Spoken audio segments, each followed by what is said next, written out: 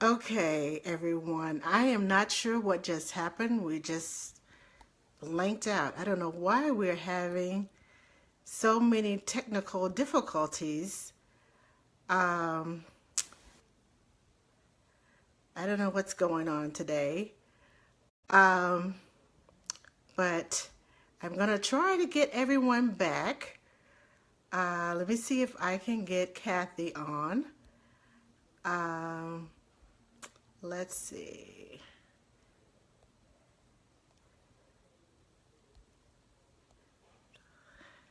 Okay.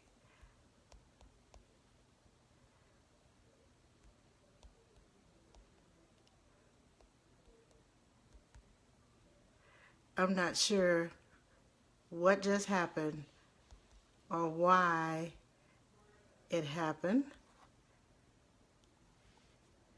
Okay. Is everyone with me?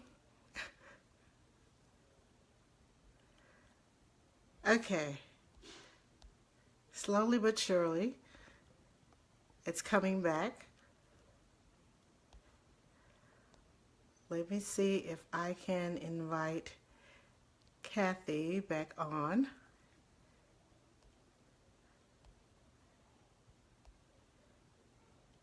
Okay. Hi, Aileen. Hi, Deidre. Hi, Claylee. I'm not sure what is going on tonight, but for some reason, it's just going in and out. Okay. Let's see if I can get Kathy back in.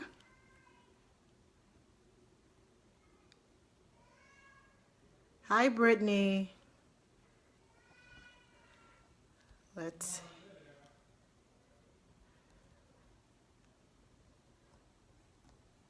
Okay. Now, here we go. Okay. Oh, I don't know what is going on. This is the first time this has happened to me. I don't know what is going on. Leave it to me to break the internet. Uh, either it was probably my end, um, but okay. Let's let's do this again. Yay! I agree with you, Aileen. Yay! Okay, so what were we saying? What were you saying about? We were talking about deductible expenses for a nanny, Okay. and I think to summarize, in general, most nannies aren't going to be in a position to be itemizing. The common things that, if they are in a position that they are itemizing, they'll be able to do things like professional development and training. They'll be able to do things Yes. like equipment that they have to purchase as part of their job that they're not reimbursed for.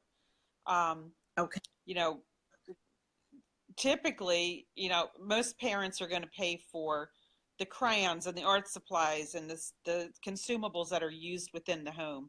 Um, I would I would question the parents if they're not going to pay for that stuff for their own children. This is true. Now, can So we get the mileage? What about the mileage if we use our if car? if you use your car for work and you're not reimbursed, you need to keep what they call accurate and contemporaneous records. So Oh, that means that you have to keep some type of a mileage log, and it can't be something that you create next April 14th out of, whole cloth. You should be writing it down as you go along. And yes, you could do it for the mileage that's directly related to the work you're provided, but not your commuting mileage. I get asked about commuting mileage all right, the time, and sorry, we pay to commute to work. It's right. not tax deductible. So if you have to pay a toll to get to work, then that's on you. That's it. Sorry. We do But if that all you the have time to here pay in Northern a toll to Virginia. take them to school, Yeah, if you're taking them to school and you have to pay the toll, record it okay, in your log.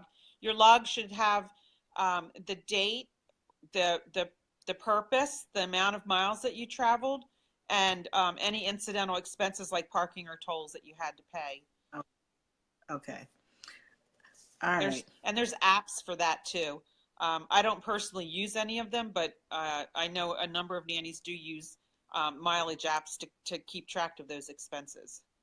Well, then I must be just old fashioned because I have a A long, notebook works, right? I have a notebook in my car and I have one Yep, of it works. the accordion files for when I take the children out to eat, or if I go and buy something that is work related. I keep receipts. Um, and I even, just in case, I even keep gas receipts for, but I, You should be negotiating for mileage reimbursement, well, because mileage reimbursement is always worth more to you than a deduction. yes, it is. Yes, it is. I totally agree because this family, I have a nanny car, so I don't worry about that. My, Good. my my mileage is commuting back and forth to work. There's very few occasions that I have to use my car for the children, and one of those happened when the car needed to be serviced, and Sure. so that was, it was in the I guess like three or Yeah, four the days. best of all possible worlds is for the parents to provide the vehicle, because Right, then they're on the hook for the having the proper insurance, the proper maintenance, and right, knowing the condition of the vehicle. right, If the nanny has to drive her own car, the nanny, I feel strongly, should be reimbursed for at the IRS rate for mileage traveled in her personal vehicle. And she also needs to have a good conversation with her insurance agency to make right, sure that she has the proper insurance to carry other people's children as part of her job in her car. right. So true. Okay. You answered my next question. Okay. So this next question is a scenario. So Okay? if I'm working for a family and I normally get paid every 2 weeks, and they pay me at the end of one pay period, and I work the next 2 weeks, and they say, well, we'll pay you next week. And I'm working next week, and I'm working next week, and I'm working next week, and they don't pay me. So I'm 3 weeks in without a paycheck. And I end up leaving that job. Can I count that out as a loss on my taxes? No. You can't? You can't use unpaid wages as a deduction on your income taxes. What Okay. you can do is go to your state Department of Labor and file an unclaimed unpaid wage claim. Okay. And believe me, they'll chase them down for you. Just keep your records that you Ooh. know exactly, how many hours you work. First off, everyone should know nannies are hourly employees. So you Right. get paid by the hour. You should have an established hourly rate. You should, as well as your employer, keep current records on when you work. I worked Monday. I started at 8:15. I ended at 6:30. Tuesday, I went in at 8 o'clock, and I was there till 7, or whatever the deal is. Right. Do not let the families try to deduct for things like your lunch break or when the babies are sleeping, unless you truly are permitted to leave the residence legally, leave the residence with that while that child is doing whatever, or while you go to have your lunch. Right. Leave it without the child, in other words. Right. So in most cases, while the baby's sleeping, you're still the only adult in the home. You're working. Right. You're not you might be sitting down with your feet up for 15 minutes because they just ran you ragged, but you're still working. You're still on the clock. So nannies Yeah. are hourly employees. You should always keep track of the hours that you work, and keep it, in whatever format you want to do. Notebook, in a calendar. A lot of people find calendars are helpful for that. Yeah. Um, there's apps for this. There's an app for everything. It Uh, isn't. but keep a record of it, and then when you get in that situation when you can show that the last paycheck you got was for the week ending the 15th of December, and it's now the 8th of January and you haven't gotten paid, and you decide, I'm not going back there anymore because they're not paying me, you can Right. go to the State Department of Labor and file an unpaid wage claim. They'll help you do it. Okay. It's a situation called wage theft, and all of the state departments of labor want to protect workers from wage theft by employers. So Oh, it's a well documented procedure on how to do it. And Okay. that's what you do in that situation. Don't worry about your income taxes. Go get your money. Okay. Now, another question as devil's advocate.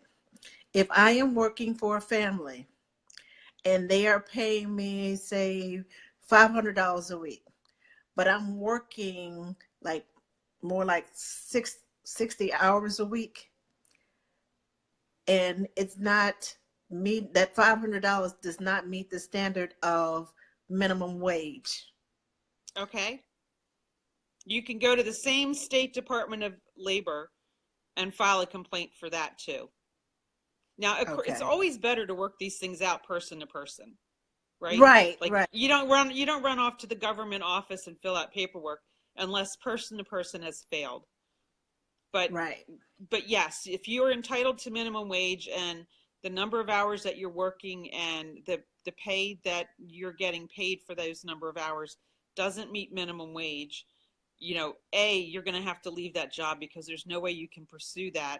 If they're not agreeable, there's no way you can pursue it and have them keep you working there. But Right. you can pursue it in every single state. You can pursue that. Even if I even in the state of Texas, if it's a at will, I can Yeah, pursue it you here. can pursue it. It Okay. doesn't mean you're going to still work for the family, but you can Oh, pursue them for the money. okay. Right. Okay. Yeah. Well, here's something that I've been telling people for years and years and years. I said, knowing you're the only person that can let yourself be taken advantage of. So if you're willing to keep working for below minimum wage, you have to own it because that's on you.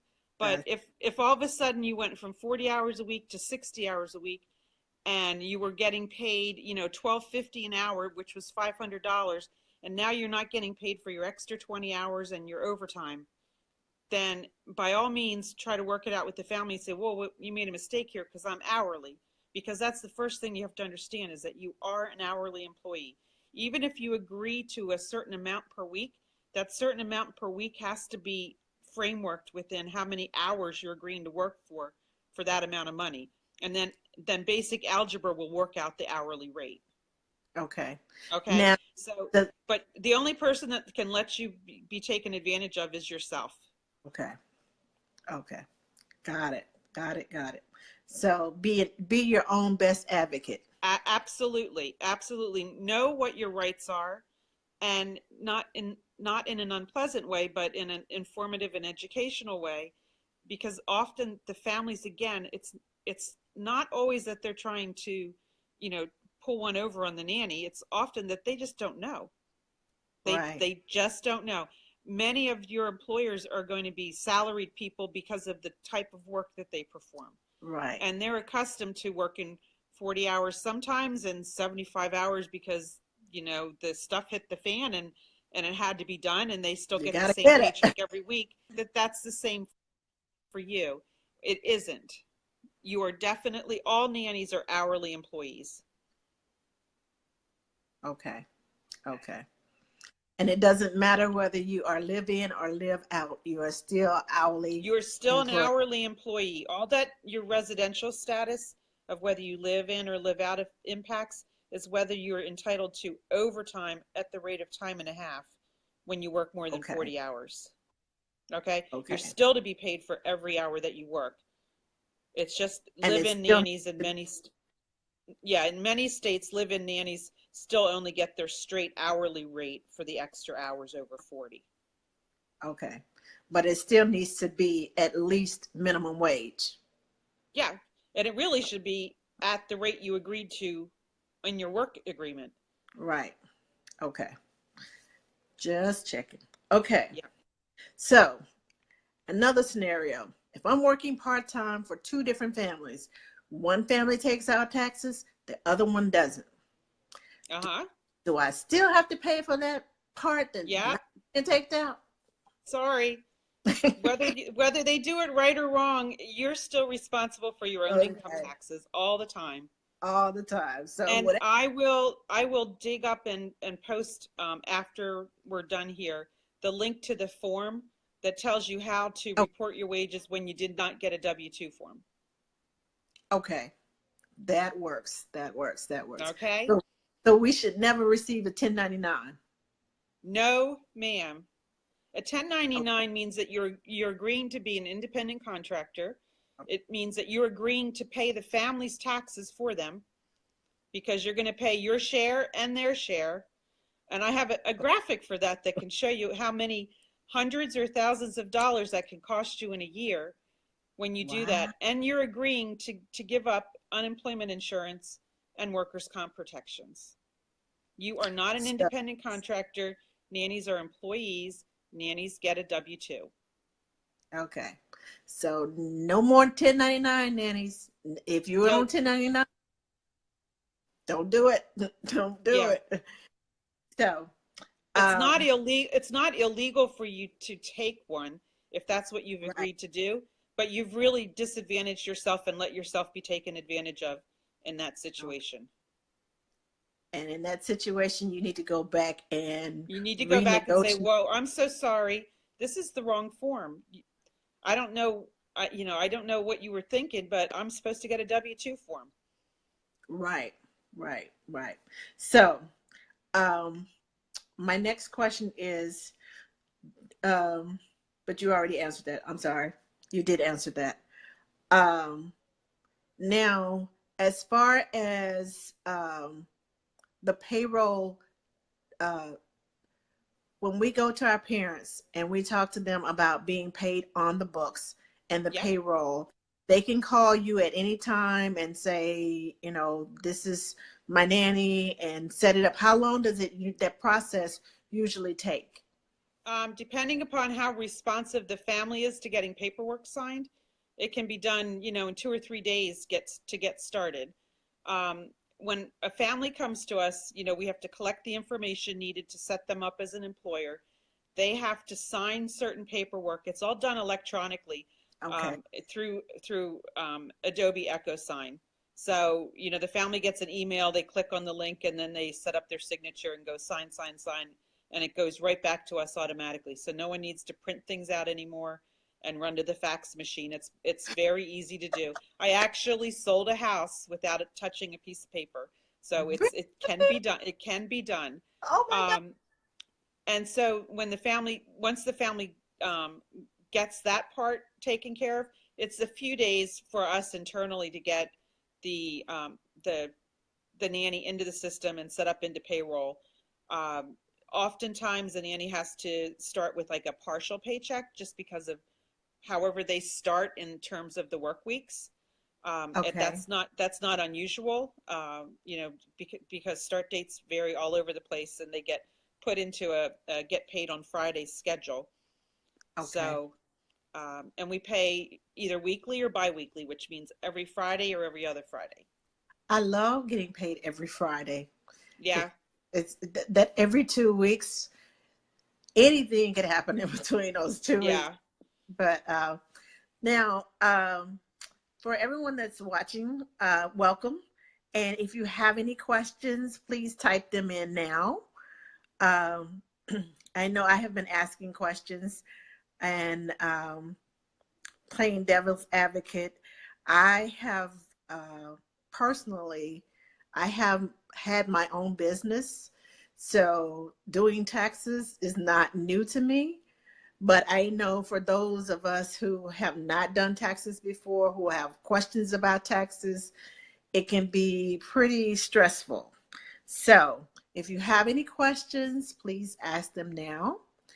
Um, Kathy, do you have any other recommendations or tips for us? Sure, I can point everyone to some resources. We have a YouTube channel that has, I don't know, 15 or 20 very specific 90-second subject matter specific, like answering how do taxes work in a nanny share? Oh, What does a nanny's paycheck, what comes out of a nanny's paycheck? Those simple those simple asked over and over again questions that I'll be happy to post the link to that yay. at the end of the session. Okay. It's youtube.com/the number 4 nanny taxes is the channel. Okay. But it can be helpful. It's also a great way to share with an ADD parent how to do things, because you find that the piece that applies to them, and you say, here you go, here you can learn in 90 seconds or less, because we've been very careful to try to keep them all under 2 minutes, so that you don't go droning on and on and on. At our website at homeworksolutions.com, we also have what's called the Knowledge Center, and it's basically it's an FAQ on steroids. And you can search. There's a search tool for the Knowledge Center. It has common questions like, what taxes does the nanny pay? What taxes does the family pay? How often are they paid? Yada yada yada. But we've been online since 1996, and when we get a question that is not answered on the website, we will put up a new Knowledge Center article to answer that question. Okay. So it's grown sort of organically over time. Okay. I would have to say too, like, one of the more exciting things that happened last year is that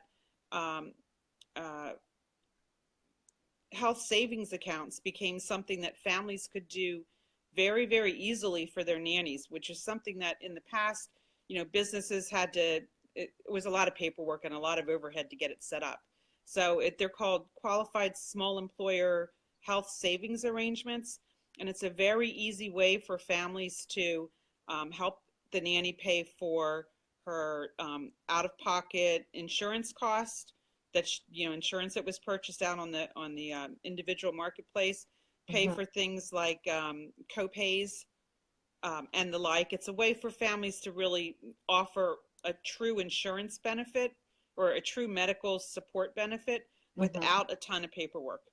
So that's something that came out last year, and we put a little bit of elbow grease to it, and we've got families have sample forms so that they can set up their own plan without having to go to an attorney or anything like that, because it truly isn't that complicated. Okay. And so that's something that when nannies are renegotiating, when it's time for the next raise, they should really look into some of these things that the families can give them that's a tax advantage way of getting compensation. If you're going to spend the money anyway on your insurance or on going to the doctor or for your prescriptions or what have you, if you're going to spend it anyway, you might as well spend it pre-tax. This is true. And the family saves money because they're not paying employment taxes on it. So that's a win-win. You can't lose. Exactly. You cannot lose. Okay, Deidre has a question about date night families. Should date night families be paying too? She worked 2 times. So here's the deal. It's really sort of a temporary or on-call gig.